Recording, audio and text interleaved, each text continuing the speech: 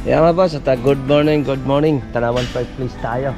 Nakabisita na tayo sa project natin ngayon dahil gumanda na yung panahon. Ito may tambol na naman si client.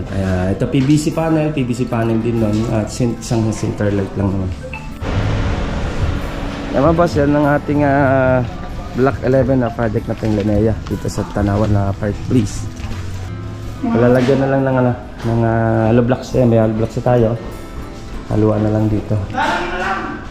Kasi yung iba kasing unit ng project ko sa Linea, ganyan din, mababa din yung hollow blocks. Pag kasi yan yung level niya, mababa yung kesamin natin. Kung mapapansin nyo, kung doon ang kesamin natin, mababa. Kaya lagyan natin isang patong na hollow blocks para kumina lang tayo doon, para mataas ang kesamin.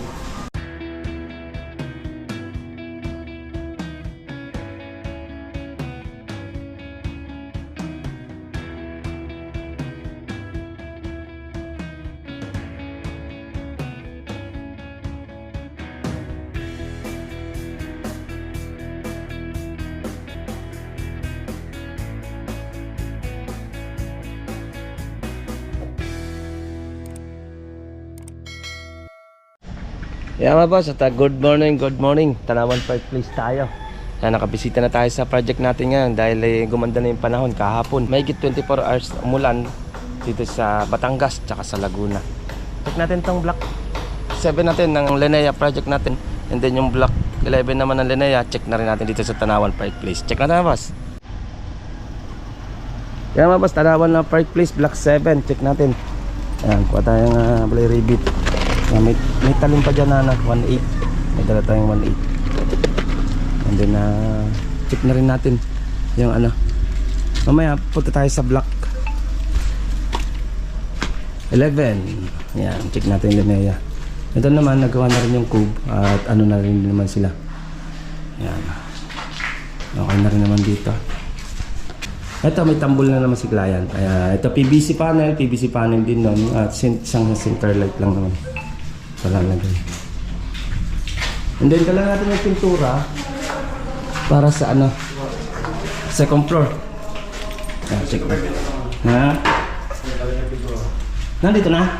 Nandyan? Okay. Dito yan.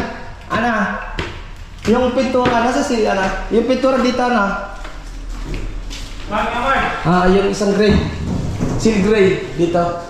Pa-primer na. Na-primer na pala Ayan, pwede na finish na ito ng kulay. Ando yung seal gray dalawa. Papunta si Jerome dito, may dalang pintura pang finish nito. Okay, puro pintura na tayo mga boss. Inabol na lang natin itong switch para dito kasi umangat yun. Ito mababa para may konting liwanag dito. Inabol ko na yung switch niya. Kulay na tayo. Nandiyan na naman, pagdating ng isang driver natin, dala yung multicab. Okay. Tingnan ko ito pasilip, block 7. Mga boss, check naman natin sa dito sa block 11 natin ng project Linea din. Ayan, yung minamasilya nila yung firewall. And then may dadagdagan tayo ng hollow blocks. Parating na rin naman yung ating driver. May dalang hollow blocks para sa CR, para tumas yung kesamin natin sa second floor. Mababa kasi yung kesamin nun, yung hollow blocks na inasentada sa CR. Check natin mga boss. Ayan mga boss, ito na tayo sa Linea rin project natin. Check natin mga boss. At binaba na yung ibang materialis para sa CR. Dagdagan natin ng hollow blocks. Yan mga boss, yan ang ating block 11 na project natin Linea dito sa Tanawan na Park Place. Yan. At tapos na rin naman to. Nabataka na. Nataka na nila. At na-primer na rin naman. Okay, check natin dito. Meron tayong backup ng tubig. Tagos yun. Lalagyan na natin ng isolation nito. And then sealant din para sa ating mga pamakuan ng yero.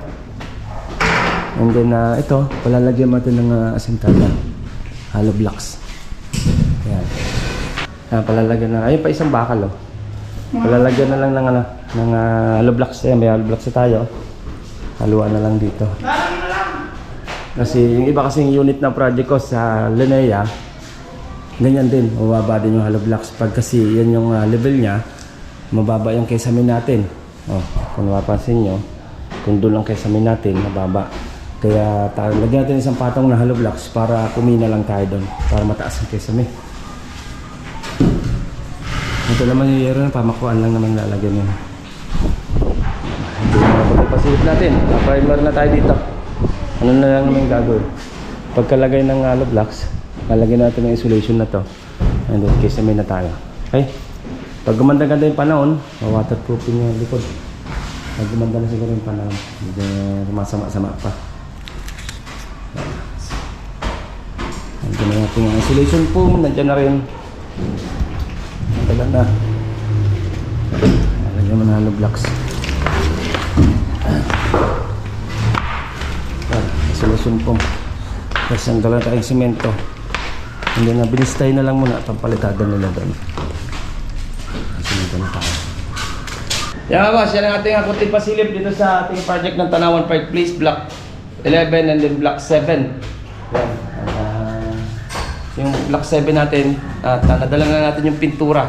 Nandun na yung pintura natin na tall white na gustong kulay ni client, and then yung seal gray para sa room ng kanilang sa lalaki nila anak.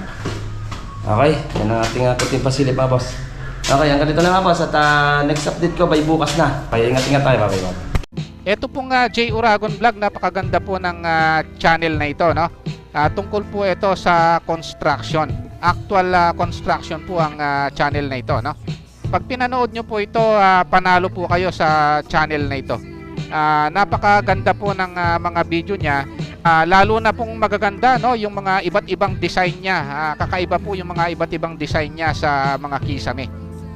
Subukan nyo pong panoorin J. Uragon Vlog na ito. Matutuwa po kayo pag pinanood nyo po yung mga video niya. Maraming salamat po.